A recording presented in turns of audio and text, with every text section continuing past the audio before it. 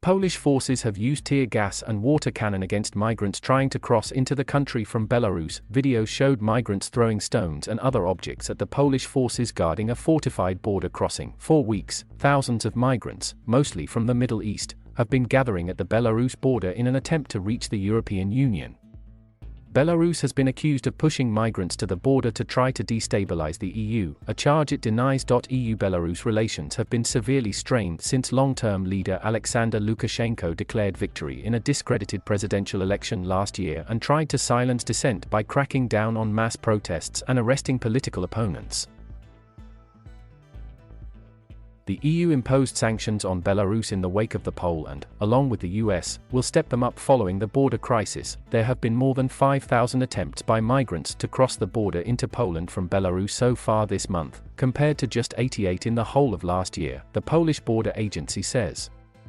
The migrants, including children, have been living in makeshift camps in freezing conditions just inside Belarus. In recent days, thousands have converged on a crossing at Kuznica, south of Grodno in northwest Belarus. On Monday, many of those migrants burst through a fence and gathered at a crossing on the Belarusian side of the border. They were blocked by Polish troops and a tense standoff ensued.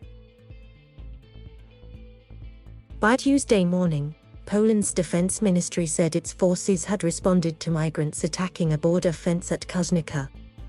The migrants attacked our soldiers and officers with stones and are trying to destroy the fence and get to Poland. Our services used tear gas to quell the migrants' aggression, the ministry tweeted.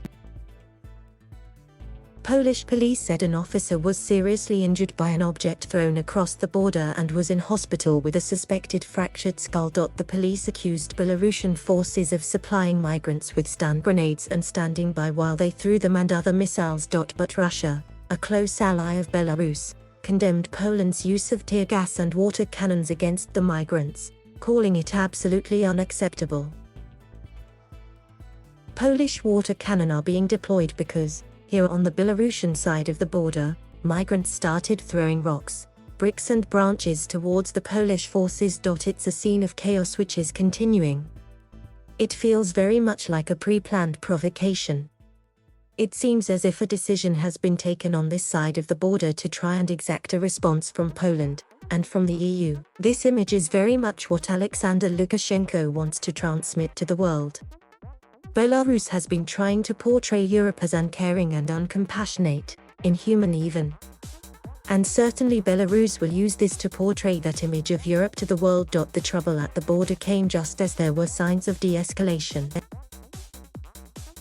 Mr. Lukashenko spoke to Germany's Angela Merkel on the phone on Monday, his first call since cracking down on protesters after the election. He told a government meeting that we cannot let this so-called problem lead to heated confrontation, state news agency Belta reported.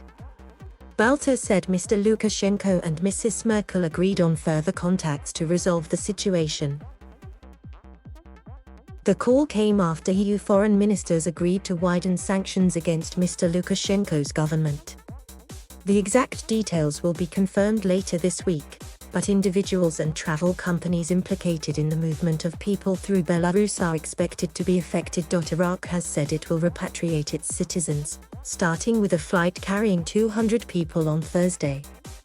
But many migrants say they are determined to stay and enter the EU.